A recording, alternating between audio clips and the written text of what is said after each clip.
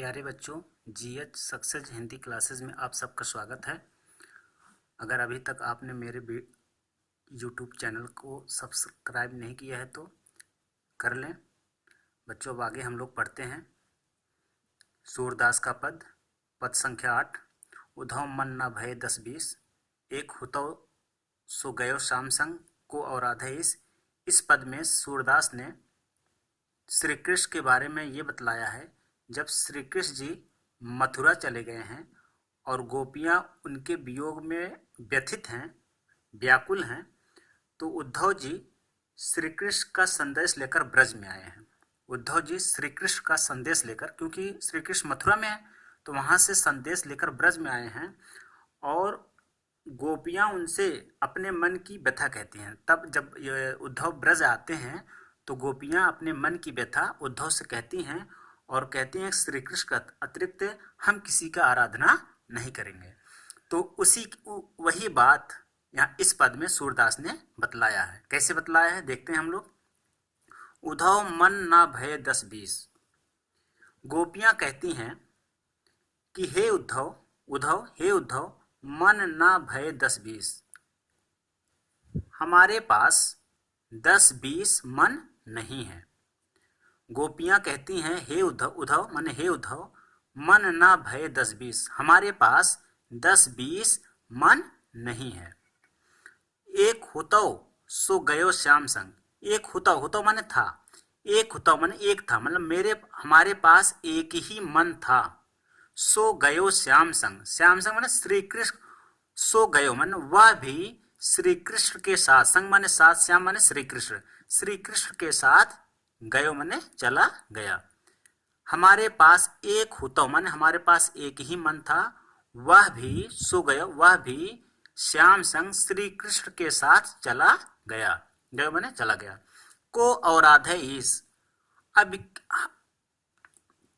को और आधे ईस माने अब हम, को माने किस, अब हम किस मन से, को माने यहाँ पर किस, अब हम किस मन से ईश यहाँ पर निराकार ईश्वर, ईश माने निराकार ईश्वर है, निर्गुण ब्रह्मा, निराकार ईश्वर की आराधना करें। अब हम किस मन से निराकार ईश्वर की और आधे माने आराधना करें। आगे देखते हैं। अच्छा, इस लाइन को एक बार देख लेते हैं बच्चों। एक हुतो, हमारे पास एक ही मन था, हुतो माने था, हमारे पास एक ही मन था। सो गयो श्याम संग, वह भी श्याम संग यानी श्री कृष्ण के साथ, श्याम माने श्री कृष्ण, संग माने साथ, श्री कृष्ण के साथ, गयो माने चला गया, को माने किस, और आधे अब हम किस मन से, और आधे माने और आराधना करें, इस माने निराकार ईश्वर, अब हम किस मन से निराकार ईश्वर की आराधना करें। इंद्री शिथिल भई केशव बिन, ज्यों देही बिन शीस, केशव बिन, अब यहाँ पे गोपियां कहती हैं केशव बिन, केशव श्री कृष्ण कहते हैं, केशव बिन माने श्री कृष्ण के बिना, इंद्री शिथिल भई, हमारी इंद्रियां शिथिल, श्री कृष्ण के, गोपियां कहते हैं श्री कृष्ण के बिना हमारी इंद्रियां उसी प्रकार शिथिल हो गई हैं। शिथिल यानी कि शक्तिहीन, शिथिल माने शक्तिहीन, हमारी इंद्रियां उसी प्रकार शिथिल अर्थात शक्तिहीन और निर्बल हो गई हैं, जो माने जिस प्रकार से देही बिन शीश, बिन शीश माने बिना सिर वाला, देही यानी कि धड़ा, शरीर का धड़ा होता है, जिस प्रकार से बिना सिर वाला शरीर शक्तिहीन और बेकार हो जाता है, उसी प्रकार श्री कृष्ण के बिना हमारी इंद्रियां शिथिल अर्थात शक्तिहीन और निर्बल हो गई हैं। इस लाइन को फिर से एक बार डिटेल में क्लियर कर दें आपको। गोपियां कहती हैं उद्धव से कि हे उद्धव, केशव बिन, श्री कृष्ण के बिना इंद्री माने हमारी इंद्रियां शिथिल भय अर्थात शक्तिहीन और निर्बल हो गई हैं, उसी जिस प्रकार से बिना सिर वाला शरीर बेकार और निर्बल हो जाता है। आशा लाग रहत तन श्वासा, आशा लाग रहत श्री कृष्ण के लौट आने की आशा में ही, आशा माने श्री कृष्ण के लौट आने की आशा में ही, राहत तन श्वासा, तन माने शरीर, श्वासा माने सांस, हमारे शरीर में सांस चल रही है।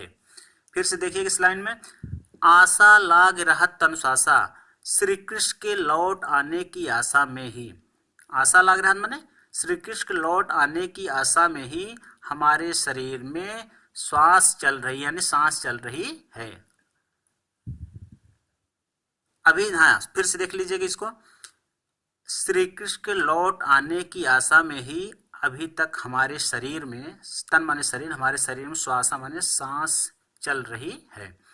जीवह कोटि बरिस, और इसी आशा में, और इसी आशा में यानी श्री कृष्ण लौट आने की ही आशा में जीवह कोटि बरिस, कोट माने करोड़ों, बरिस माने वर्षों तक, हम करोड़ों वर्षों तक जीवित रह सकती हैं। जीवह कोटि बरिस, और इसी आशा में, और इसी आशा में हम करोड़ों वर्षों तक जीवित रह सकती हैं। कोट माने करोड़ों, वरिस माने वर्षों तक, करोड़ों वर्षों तक जीव माने जीवित रह सकती हैं। तुम तो सखा श्याम सुंदर के, अब यहाँ पे गोपियां उद्धव से कहती हैं तुम तो हे उद्धव तुम तो श्याम सुंदर, श्याम माने श्री कृष्ण, सुंदर श्री कृष्ण के सखा माने मित्र हो। हे उद्धव तुम तो सुंदर श्री कृष्ण के मित्र हो। सकल जोग के ईश, और संपूर्ण, सकल माने संपूर्ण, संपूर्ण जोग माने यहाँ योग, जो योग, एक योग माने होता है बच्चों मिलन, क्या होता है मिलन यानी संयोग, संयोग। अब देखिएगा इसको, तुम तो सखा श्याम सुंदर के, हे उद्धव तुम तो सुंदर श्री कृष्ण के मित्र हो, सकल योग के ईश, और इस संसार और संपूर्ण योग के स्वामी हो। योग के आगे मिलन और संयोग लगा लेंगे बच्चों, ध्यान दीजिएगा इसको। यहाँ पे योग जब संपूर्ण योग के, ईश माने स्वामी, यहाँ पे ईश माने स्वामी, तुम तो संपूर्ण योग के स्वामी हो, योग के आगे मिलन लगा लेंगे क्योंकि एक योग माने होता है कि जोड़ना होता है, इसलिए उसको ब्रैकेट में लिख लेंगे, कोई दिक्कत नहीं होगी। तुम तो संपूर्ण योग के स्वामी हो, सूर हमारे नंद नंदन में हो। हाँ, संपूर्ण योग के स्वामी हो अर्थात तुम ही हमारा मिलन श्री कृष्ण से करा सकते हो। फिर आगे देखते हैं, सूर हमारे नंद नंदन बिनु। अब सूरदास जी कहते हैं गोपियां उद्धव से स्पष्ट रूप से कहती हैं, सूरदास जी कहते हैं कि गोपियां उद्धव से स्पष्ट रूप से कहती हैं कि नंद नंदन बिनु, नंद नंदन माने नंद के पुत्र श्री कृष्ण, नंद नंदन नंद के नंदन यानी नंद के पुत्र श्री कृष्ण, नंद के पुत्र श्री कृष्ण के बिना यानी नंद के पुत्र श्री कृष्ण के अतिरिक्त और नहीं जगदीश, मेरा कोई और ईश्वर नहीं है। फिर से देखिएगा, सूरदास जी कहते हैं गोपियां उद्धव को यह स्पष्ट करते हुए कहती हैं कि नंद नंदन बिनु, नंद के पुत्र श्री कृष्ण के अतिरिक्त और नहीं जगदीश, मेरा कोई और ईश्वर नहीं, जगदीश माने ईश्वर, और कोई मेरा ईश्वर नहीं है, अर्थात श्री कृष्ण ही हमारे एकमात्र आराध्य हैं। बच्चों ये पद आपका कंप्लीट हुआ, ठीक है। अब इस पद में काव्यगत सौंदर्य, जैसा कि मैंने सभी पदों में बताया है, सूरदास के पाठ के, सूरदास का पाठ जो पद है उसमें जितने ही पद हैं सब में काव्यगत सौंदर्य सेम ही रहेगा।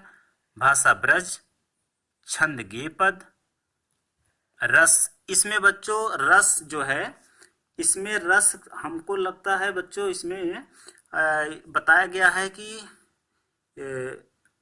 यहाँ पे इसमें भक्ति रस, और इसके अलावा क्या बच रहा है बच्चों, अलंकार, अलंकार पे आप अनुप्रास लगाएंगे ही। ये आपका काव्यगत सौंदर्य हो गया। Thank you very much.